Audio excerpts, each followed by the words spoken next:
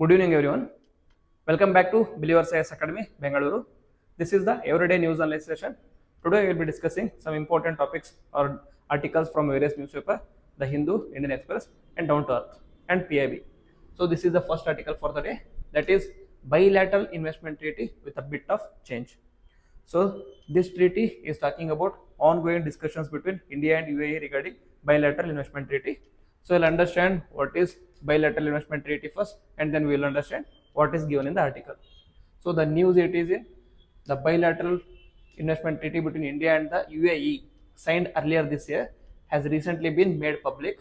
This new treaty will replace the 2014 India UAE investment agreement and holds significant importance. Okay, we'll understand why it holds significant importance and other things. First, we'll understand bilateral investment treaty. What is bilateral investment treaty? A model bilateral investment treaty, it is a framework established by India to guide negotiations for bilateral investments, aiming to protect foreign investments while balancing the state's regulatory rights.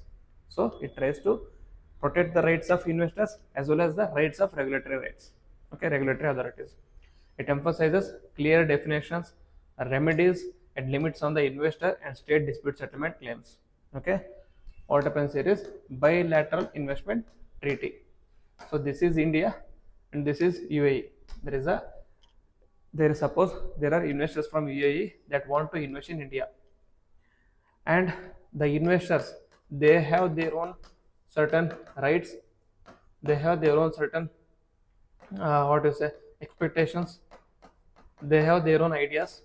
Okay, these ideas should be compatible with our regulatory authorities and regulatory rules of India.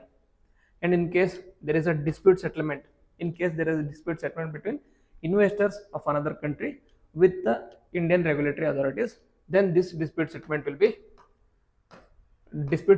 be cleared using this bilateral investment treaty. So even before the investment is done, a treaty will be concluded between both the countries, and it will provide a framework on how to disclose and how to address these disputes. Okay, how to resolve the disputes.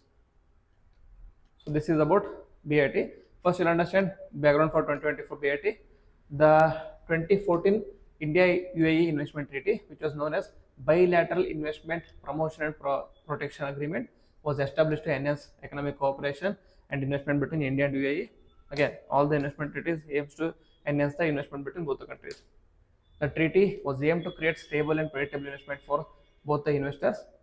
2014 BIPPA was replaced by Bilateral Investment Treaty in 2024, and it came into effect recently in August 2024.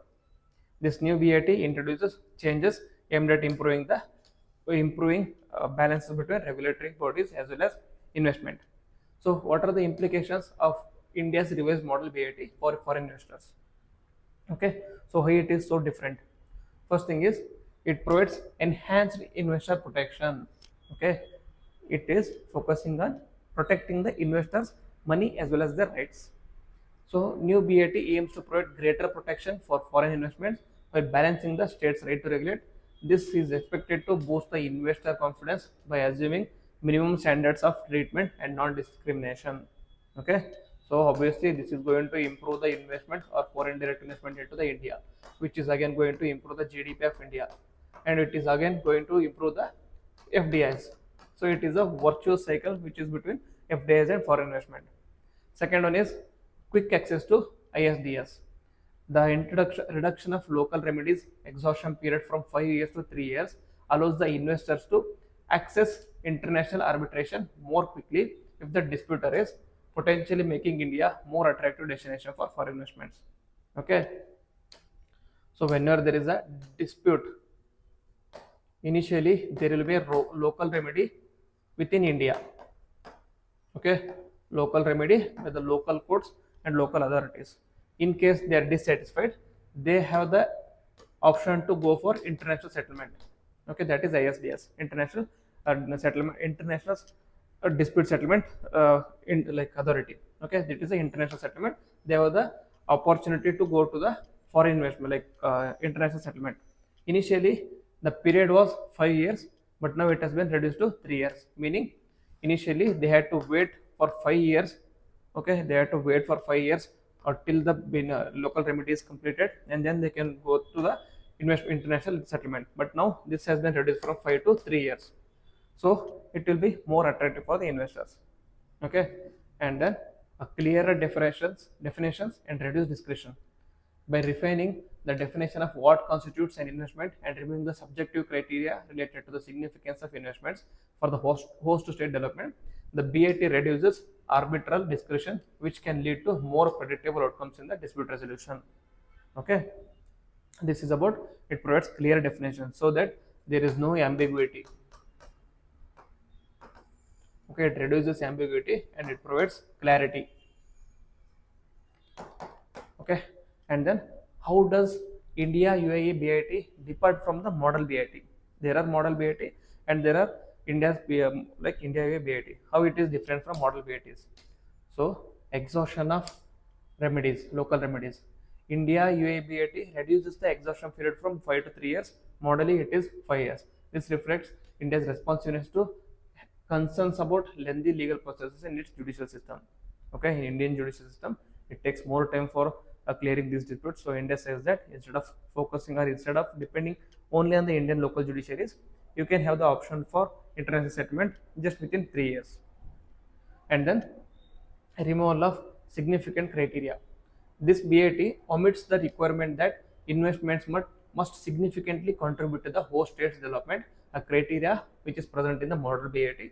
In the model bilateral investment treaty, they say that whenever there is an investor who is going to invest in India, that investment should also focus on contributing to the host state's development. In this case, India's development. But this particular India UAE BAT reduces this criteria. It says that it omits this requirement. You can do the investment, the contribution to host state's development comes secondary. So this what happens is it simplifies the definition of what constitutes an investment eligible for protection, reducing the subjective interpretation by ISDS tribunals. Okay, and then no reference to customary international law. In model BAT, which links treaty violations to customary international law, that is CIL, Article 4 of the BIT India UAE BIT does not reference CIL. Thereby, it limits the arbitral discretion and providing the clearer ground for evaluating the state actions against investments. Okay, first thing is it focuses on investor rights. Second thing is it is focusing on India's regulatory authorities. Okay, so there is no reference to customary law, so it provides it limits the arbitral discretion and provides clearer ground for the evaluators evaluating state actions against the investments. If there is an investment which is against the grounds or against the rules of the particular host nation, then they can pick up this option. And then prohibition of third party funding. The new treaty explicitly disallows third party funding in ISDS proceedings, which may impact investors' ability to finance their claims against the states with a perceived financial risk. Okay, initially what happened is if there is a investor who is investing in India and he is breaking certain rules, certain guidelines which are provided by the country, then he had the recourse to ISDS. Okay, in ISDS, to fight the case in any court or in a tribunal, it is a like costly process. So the cost or funding was provided by third party. Initially, it was provided by third party, but in this new BIT, this third party intervention has been removed. Okay, so it is negative from the perspective of investors, but it is positive for the perspective of Indian regulation. And then what are the positives and future opportunities? So positives are obviously it is going to strengthen the economic cooperation because the norms have been eased for the investors to come to India. So it is going to strengthen economic cooperation, and then it will result in increased FDIs, that is foreign direct investment. So with UAE is the key source of foreign direct investment for India, estimated around 19 billion. The new treaty is estimated to stimulate further investments, which is going to benefit various sectors in both the countries. And then it is in alignment with broader economic agreements. Okay, that is the BAT complements the other agreements such as Comprehensive Economic Partnership Agreement, which is signed between India and UAE. It reinforces a comprehensive framework for economic collaboration beyond just investment protection. Okay, so this BAT is in alignment with Comprehensive Economic Partnership Agreement. And it is have a potential influence of future treaties. This India's approach in negotiating this bilateral investment treaty may serve as a model for future treaties with other countries, reflecting a more flexible stance that could attract additional foreign investments while still safeguarding the national interest. Okay, that a reduction of time for that is waiting period from 5 to 3 years is going to benefit investors to come to India, and that exclusion of CIL procedure, a CIL provision is going to benefit Indian regulators. Okay, so it is a perfect balance between investors' interest as well as national interest. Okay, so this is about first article, and the second article it talks about Gautam Adani indicted in US over charges of bribery, securities fraud. Okay, so this is the news. This has been the hot topic for today. What happened is there is a US regulatory body, and there is US Securities and Exchange Commission (SEC), and another body called as US Attorney's Office. They have alleged on Gautam Adani that he's been involved in bribery. Okay, the use of bribery has been able to get more access to many what you say uh, many programs. Okay, so we'll see what is there. So the question here says that in 2019 tender by Solar Energy Corporation of India, which is now central to a US district court indictment alleging that Gautam Adani and others paid or offered 2029 crore, around $269 million in bribes to Indian officials. Okay, so specific allegations. What are the specific allegations made by SEC, CIE Solar bid? So first one is US Department of Justice alleges that Gautam Adani and his associates offered approximately $265 million in bribes to Indian government officials to get the to get the tender, to get that project. This was to facilitate the signing of power supply agreements, PSAs, between SCCI, that is SCCI, and state electricity distribution companies, that is DISCOMs, which were initially reluctant to engage due to high energy prices following the tender bidding process. Okay, most of the DISCOMs, they were unable to get into this tender bidding because they found that electricity produced by the solar SCCI, that is Solar Energy Corporation of India, they found that solar energy is costly compared to what the energy they were getting from hydroelectricity.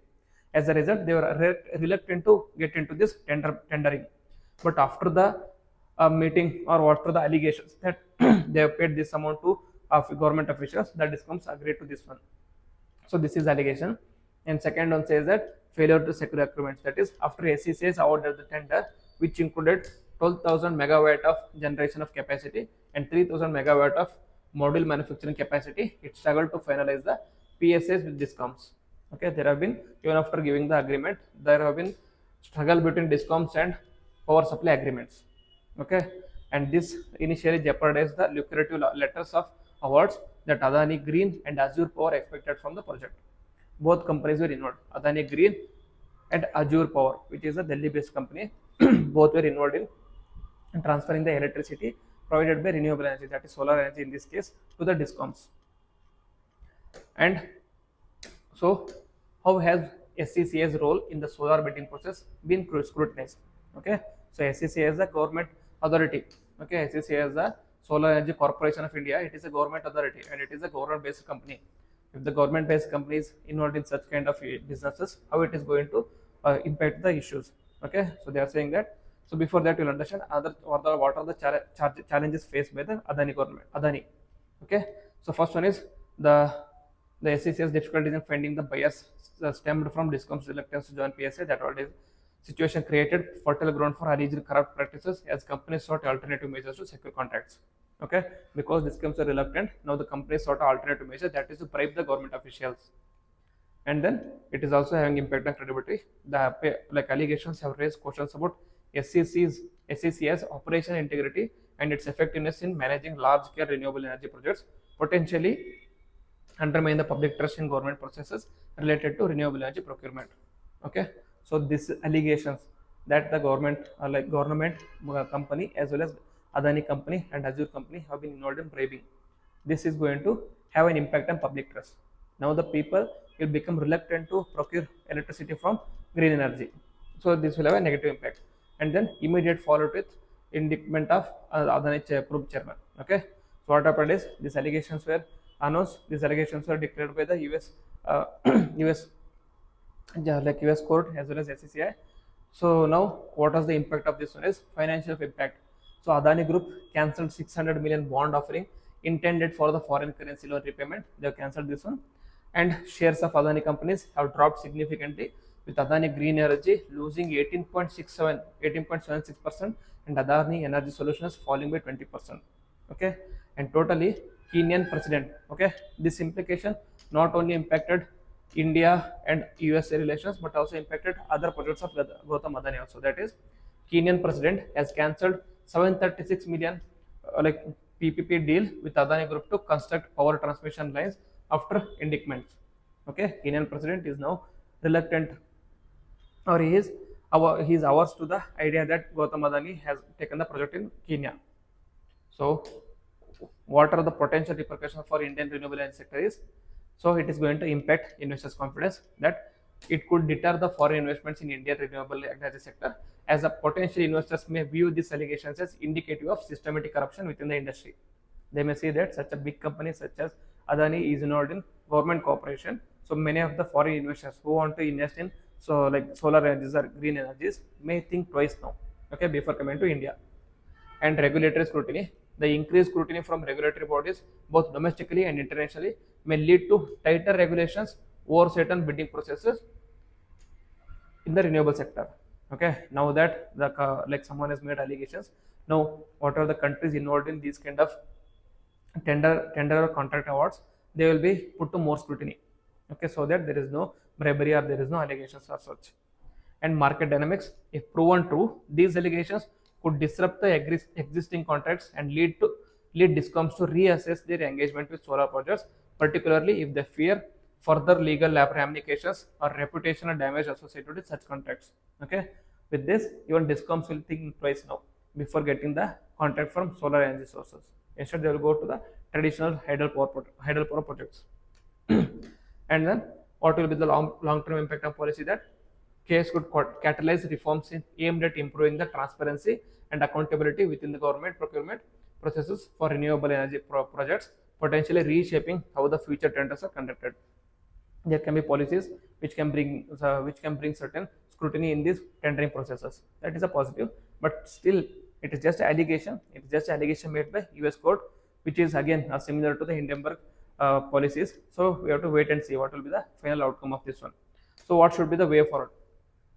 Way forward should be, we should focus on rebuilding the investor confidence. The government must actively engage with international stakeholders, assuring them of corrective actions and fostering a business-friendly environment.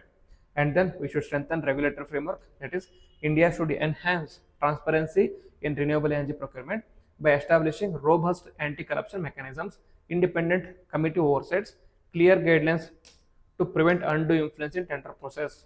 Okay, in the policy, these steps would be included: anti-corruption mechanisms, independent oversight committees, and clearer guidelines to prevent undue influence. So this is about the issue. Okay, so very important and very hot topic of the day. Like, it is in news, and most of the Twitter is buzzing now. Many of the Twitter is calling for the head of Adani. They are saying that Adani is the reason behind all the corruptions in India. So this is why it becomes very important. And now the third article is about ICC, that is International Criminal Court. Okay, this is Article 3. This was the article provided in the Hindu, the editorial. It says that ICC issues arrest warrant against Israel's Netanyahu and Gallant. Okay, what is ICC and what is the implication of this arrest? We'll understand today.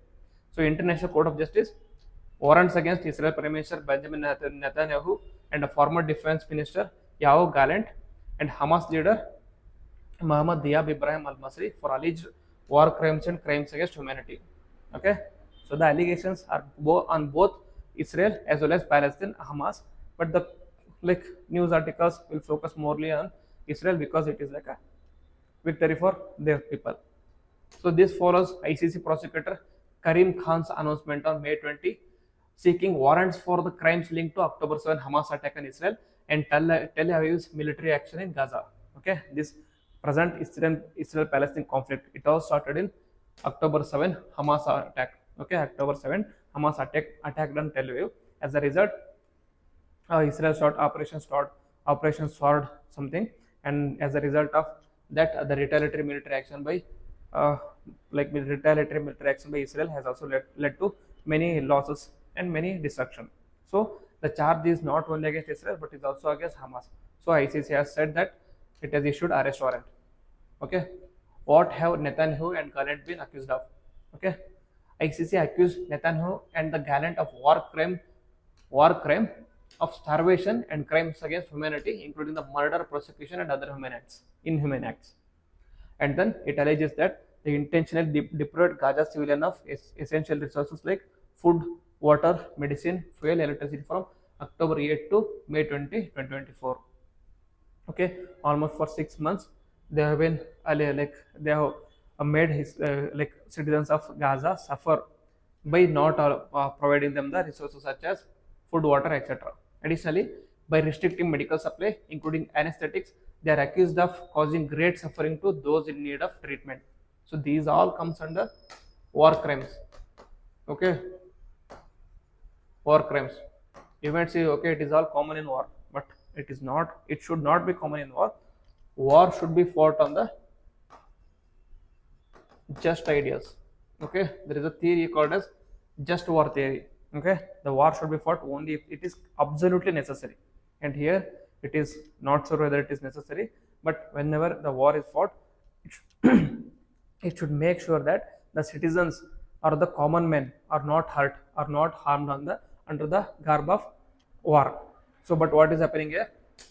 Instead of harming the Hamas terrorists, most of the people who are getting harmed here is Palestinian people. So now, since the warrant is been issued, what will be happening to Netanyahu? The ICC's warrant are binding. Okay, the ICC warrants are warrant. These warrants are binding. This is important, but they rely on the member states for reinforcement. Okay, do you think Israel is going to accept this order? Obviously no, because he is the prime minister of Israel, so they are not going to accept arrest of Netanyahu. If Gallant and Netanyahu travel to any of the ICC member states, those governments are obligated to arrest and extradite them to Hague. Okay, what is Hague? Hague is the place where ICC is situated. Well, the ICC previously issued warrant for Russian President Vladimir Putin, isolating him from destination. Netanyahu case is more complex. So many of Israel's allies like Germany, France, and UK are ICC members, but are unlikely to arrest him due to support for Israel. Okay, so in a way, like ICC becomes like a namesake court, because see, it says that it is binding, and then it is dependent on the host nation to send them, and it says that whenever they are present in other countries are obligated to send them. But it says again that it depends on the country and the relation between different countries. So these are all complications. So it is like a namesake court only, without any proper implications.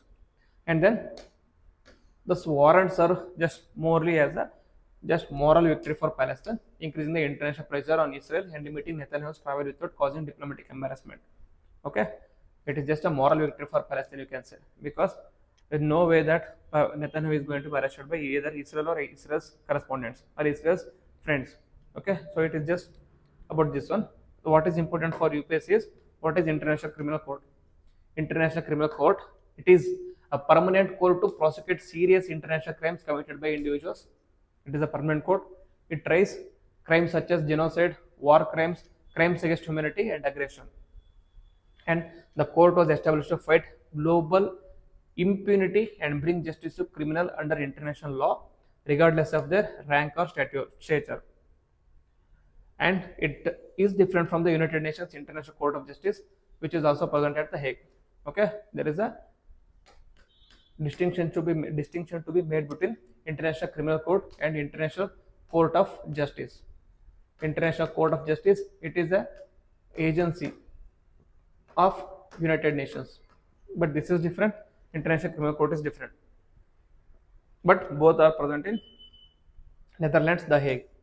Statute is, before ICC became functional in 2002, its founding treaty was adopted by the UN General Assembly in 1998 in Rome, thereby making it the Rome Statute.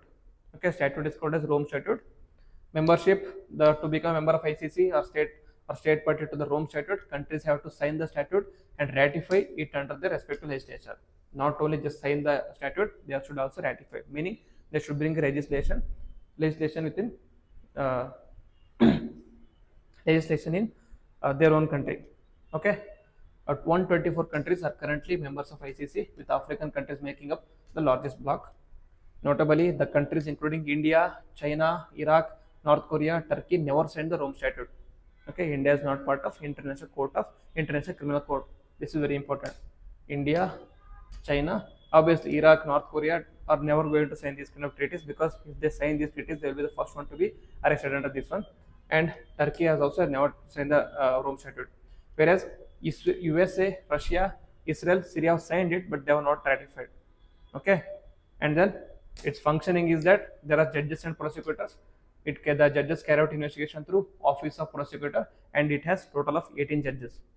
Both the judges and the prosecutors hold non-renewable term of 9 years. Once they become complete the term of 9 years, then they cannot be continued as a judges. Their term is completed, and the prosecutor can open an investigation in 3 ways. When the case is referred by a member country to its own territory, when the case is referred by UN Security Council, or when the prosecutor takes up the case suo moto on its own. Okay, either can take up suo moto, or it is referred by United Security Council, or the case is referred by member country in its own territory. A non-member state, how they can start the investigation is if alleged crimes are perpetrated by the non-member in member states, if the non-member accepted the court's jurisdiction, or when the Security Council authorizes it. Okay, it has to deal with Security Council. So this is about International Court of Justice, International Criminal Court. Okay, now we'll understand Global Alliance Against Hunger and Poverty. There is an article in the Hindu or Indian Express. Sorry, the Indian Express explained. So it talks about Global Alliance Against Hunger and Poverty. So this alliance, that is the Alliance Against Hunger and Poverty, was launched during the G20 Leaders Summit in Rio de Janeiro, Brazil, which is happening presently. A primary objective is to accelerate efforts toward eradication of hunger and poverty globally, while promoting achievement of the Sustainable Development Goals. And first we will understand the relation between hunger and India. Okay, what is hunger? The proper definition given by Food and Agriculture Organization defines that hunger is food deprivation or undernourishment as habitual consumption of too few calories to provide the minimum dietary energy an individual requires to live healthy and productive life, given that the person's sex, age and stature and physical level. Okay, it is not just merely a lack of food, it also includes undernourishment, and it also includes availability or non-availability of adequate dietary requirement. Okay, this is hunger. In India was ranked at 105th among 127 countries under the Global Hunger Index in 2024. It indicates a serious level of hunger. Notably, India's Global Hunger Index is at score is 27.3. Is a cause for concern, especially when it compared to the South Asian neighbors like Bangladesh, Nepal, Sri Lanka, which they fall into moderate category. And now we'll understand Global Alliance Against Hunger and Poverty. What was the need for the alliance is? It was adopted in 2015. The agenda for alliance, okay, 2030 agenda for alliance, agenda for sustainable development adopted 2015 by all member states, set targets to end poverty, the hunger and ensure food security by 2030. Okay, there is a agenda under sustainable development goals that they will be hunger free by 2030. However, COVID-19 pandemic reversed the progress, leading to rise in extreme poverty and decline in nutrition standards, particularly in global states. So that is why there is a need of alliance in order to fight this hunger and poverty together. So projections indicate that 622 million people will live below the extreme poverty lines of $2.15 per day by 2030. Okay, and 582 million people are expected to live in hunger by 2030, the same as in 2015. Okay, so there have been no improvements, you can say. Global conflicts, climate change and inequalities have further weakened this progress. Okay, that is why it necessitates the requirement of an alliance. Okay, a global alliance is needed to fight against this hunger and poverty. So about Global Alliance for Hunger and Poverty, launched in present Rio de Janeiro G20 summit, a leader summit. It was led by Brazil President Luiz Inacio Lula da Silva. The initiative mainly focuses on cash transfers, school meals, and support for farmers. Okay, the ways to or the means to fight against poverty and hunger is by transferring cash to poor and focusing on school meals and support for farmers. The aim is aims to eradicate hunger and poverty by 2030, aligning with the Sustainable Development Goals. Key objective is to remove all nations from FAO hunger map by fostering collaboration and resource mobilization. And the membership and structure is there are total 148 members, including the 82 countries, African Union, European Union, and 24 international organizations, 9 financial institutions, 13 philanthropic and non-governmental organizations. So it is not just a governmental organization. It includes unions, countries, NGOs, financial institutions, etc., etc. Available to non-G20 countries since July 2024. Okay. Early members include Brazil, Bangladesh, and G20 members with participants spanning all the continents. So key pillars of alliance are national, that is coordination of public policies specific to eradicating hunger, integration of data and technology for evidence-based solutions, financial large-scale resource mobilization to fund programs. Okay, so it focuses on income distribution, that is reach 500 million people through income support programs by 2030. Okay, they want to provide income support to the people who are under the below poverty line. And provide school meals to 150 million children in high hunger regions. Financial mobilization, that is leverage multilateral banks such as the World Bank, like Asian Development Banks, to raise billions for anti-poverty initiatives. Funding is there is no exclusive funding.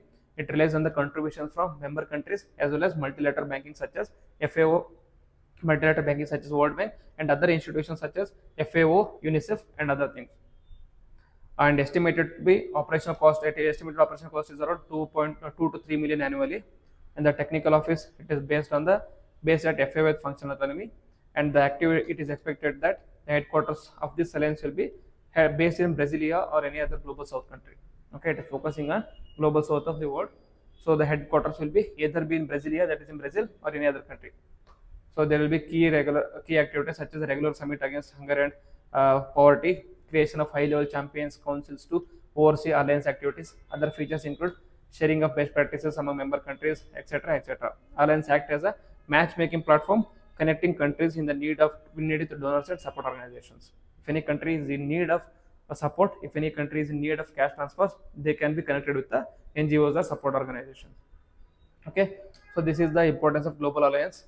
Okay, global alliance for against hunger and poverty. And the final article for today is, it is about India's indigenous antibiotic drug nafithromycin. Okay, nafithromycin was developed by India. It is the first indigenous antibiotic. So we'll understand this one. There is an article in PIB. It says this: Ministry of Science and Technology has now launched nafithromycin, which is India's first indigenous antibiotic to combat drug-resistant infections. This is important. Nafithromycin, it is the first indigenous. Okay, before this, all the drugs to combat antibiotic or combat drug-resistant infections were imported from other countries. But now we are going to develop indigenously. About nafithromycin, was developed by Biotechnological Industry Research Assistant Council, that is BIRAC, Biology Industry Research Assistance Council, which is a unit under Department of Biotechnology to combat antimicrobial resistance. Okay, in yesterday's class, I discussed about AMR, that is antimicrobial resistance. What is antimicrobial resistance? So there is a microbe. Okay, there is a microbe or a pathogen against which a drug was developed initially. This drug was effective against this microbe. This drug was effective against this microbe and used to kill these microbes. But now what happens is, over a period of time, this microbe has developed a defense mechanism that this drug is no longer going to affect the microbe. This is called as antimicrobial resistance. Okay, so now what you have to do is, you have to develop another drug so that it becomes effective against these kind of microbes. So this again leads to research and development. This again leads to cost, etc., etc. So aim is to treat community acquired community acquired bacterial pneumonia caused by drug resistant bacteria. Okay, this is a like disease called as community acquired bacterial pneumonia, meaning it acquires antimicrobial resistance through communities. It is awaiting final approval from CDSCO for manufacturing public use. Features are developed over 14 years of clinical trials in the US, Europe, and India, 10 times more effective than azithromycin. Okay, and 3 doses to combat drug resistant pneumonia, minimal side effects, no significant drug interactions, and food independent. And significance is it targets both typical and atypical pathogens. It addresses global health issues, especially community acquired bacterial pneumonia. It will contribute to over 2 million deaths annually. Okay, this is contributing to 2 million deaths annually. So with the help of this nafithromycin, we will be able to combat that more effectively. It offers more effective, faster, and safer treatment for drug resistant pneumonia, demonstrates successful public private collaboration between the government and the work hard pharmaceuticals, the cost effective solution for treating the resistant infections in low resource settings.